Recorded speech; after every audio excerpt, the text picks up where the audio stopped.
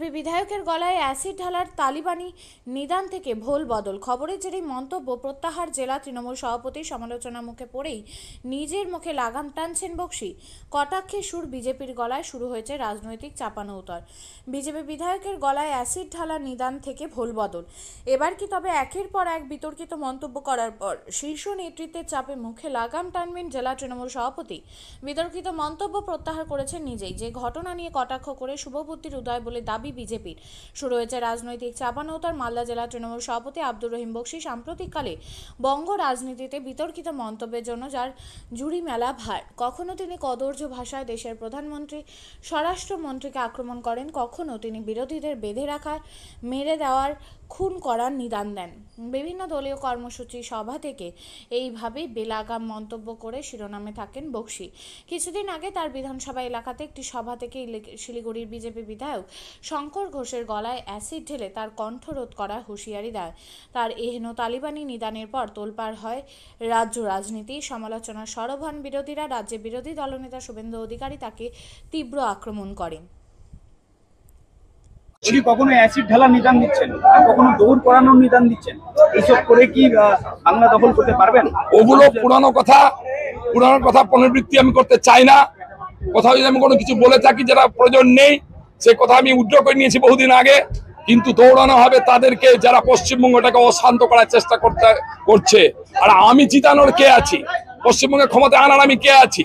2011 সাল থেকে আজ পর্যন্ত পশ্চিমবঙ্গের মানুষ মমতা ব্যানার্জিকে সমর্থন করছেন, তৃণমূলকে সমর্থন করছেন। তৃণমূলকে মানুষ 2026 সালেও ব্যাপক সংখ্যাগরিষ্ঠতা নিয়ে ক্ষমতায় নিয়ে আসবেন এবং পুনরায় মুখ্যমন্ত্রী হবেন পশ্চিমবঙ্গের মাননীয় মমতা ব্যানার্জি। আমাদের এটা ভালো লাগছে যে রহিম বক্সি নিজে বুঝতে পেরেছেন তার গণ্ডি কতটুকু আর কতটুকুর বাইরে তিনি বেরোবেন না। এটা আমাদের ভালো লাগছে এবং যাই হোক, শেষে তার শুভবুদ্ধির উদয় হয়েছে। শুভবুদ্ধির উদয় হোক, এটাই আমরা চাই। আপনিও কি মুরগি প্রতিপালন করে আর্থিক লাভের মুখ দেখতে চান? হরেক রকম প্রজাতির মুরগির শাবক লালন পালন করে বিক্রয় করে লাভবান হতে পারবেন খুব সহজেই। তাহলে আর চিন্তা নেই, আপনার জন্য প্রচেষ্টা নিয়ে এসেছে সেই সুযোগ। একই ফার্মে হরেক রকম প্রজাতির মুরগি পেয়ে যাবেন এখানে রয়েছে করকনাথ মুরগি, এছাড়াও আছে গিনি, ফ্রিগেল, টার্কি দেশি, এছাড়াও কোয়েল মুরগির শাবক পাইকারি এবং খুচরো বিক্রয় করা হয়। যারা মুরগি পালন করে লাভবান হতে চান তাদের সকলকে আহ্বান জানাই আমরা।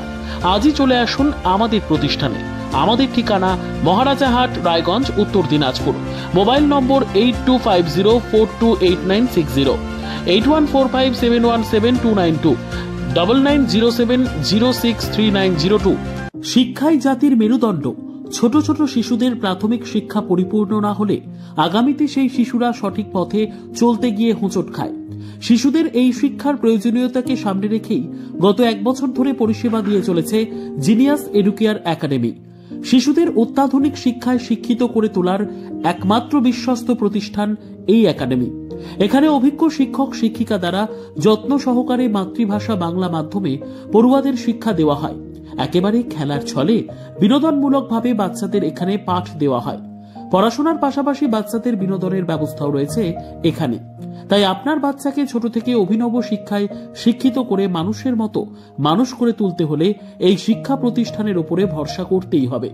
আমাদের ঠিকানা জিনিয়াস এডুকেয়ার একাডেমি, স্থান ঘুঘুডাঙ্গা মোড়, পোস্ট ভূপালপুর, রায়গঞ্জ, উত্তর দিনাজপুর।